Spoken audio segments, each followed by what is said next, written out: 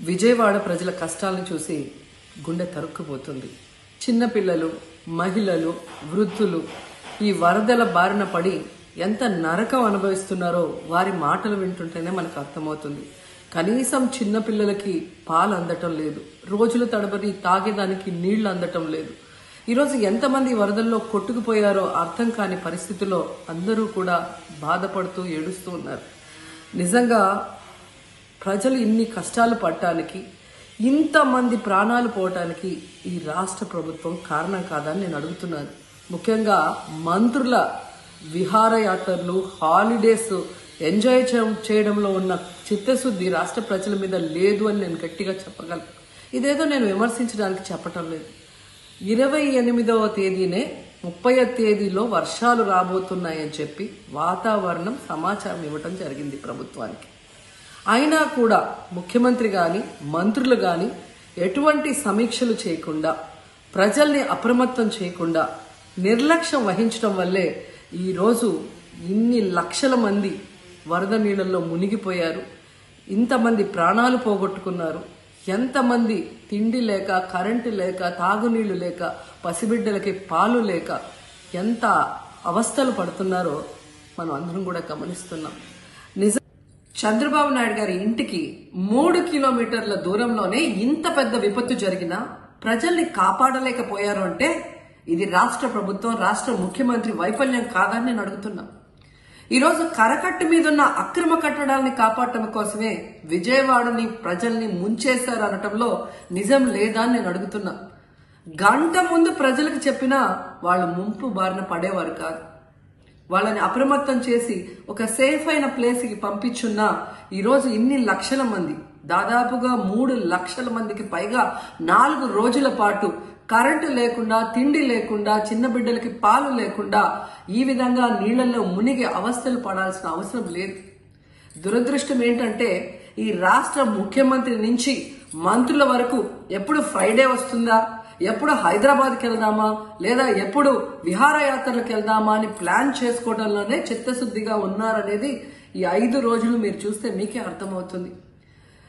30వ తేదీ భారీ వర్షాలు వస్తాయని ముఖ్యమంత్రి గారికి, మంత్రులకి 28వ తేదీనే వాతావరణ శాఖ సమాచారం అందించినా ఎటువంటి సమీక్షలు లేదు, ఎటువంటి ముందస్తు జాగ్రత్తలు లేదు, ప్రజల్ని కాపాడాలన్న చిత్తశుద్ధి లేదు అనేది స్పష్టంగా అర్థమవుతుంది. ఎందుకంటే ఈ రోజుటి వరకు 4-5 రోజులు ప్రజలకి తిండి అందించడంలో ఈ ప్రభుత్వం విఫలమైంది.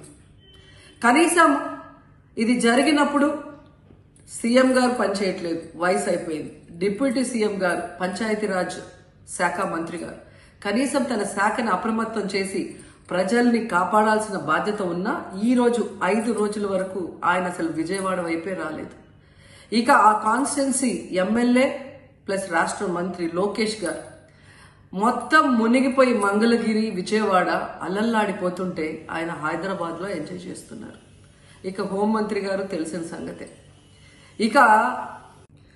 ఇక మున్సిపల్ శాఖ మంత్రి నారాయణ గారు ఈరోజు విజయవాడని ముంచేసింది ఈ మున్సిపల్ శాఖ నిర్లక్ష్యం కాదని నేను అడుగుతున్నా. ప్రజల్ని సురక్షిత ప్రాంతాలకు తరలించే విధంగా ఈ నారాయణ గారు రివ్యూ చేయకపోవటం వల్ల ఈరోజు లక్షలాది మంది నీళ్లలో మునిగిపోయారు. వాళ్ళందరూ కూడా ప్రభుత్వం ఎప్పుడు కాపాడుతుందా అని ఎదురు చూస్తున్నారు. అయినా వీళ్ళకి పట్టింపు లేదు.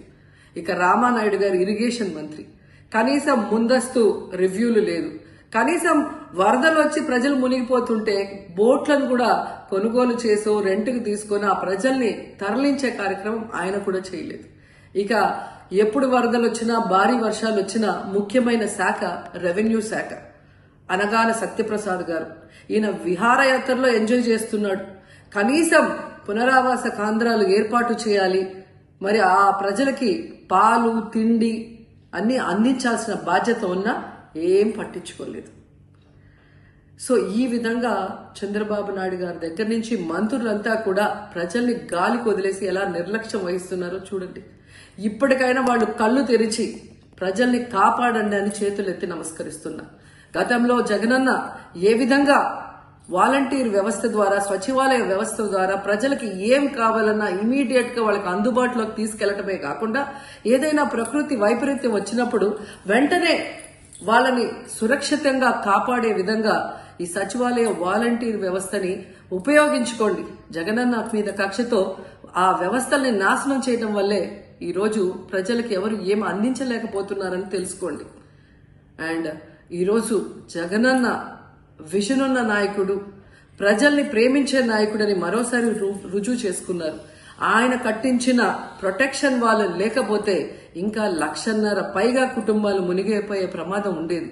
ఈరోజు ఆ ప్రాంతమంతా సేఫ్ గా ఉంది విజయవాడలో ఒక సైడ్ అంటే అది జగనన్న ప్రజల పట్ల ఉన్న అభిమానంతో ఆ ప్రొటెక్షన్ వాల్ కట్టించడం అనేది కూడా మనం అందరం గుర్తుంచుకోవాలి.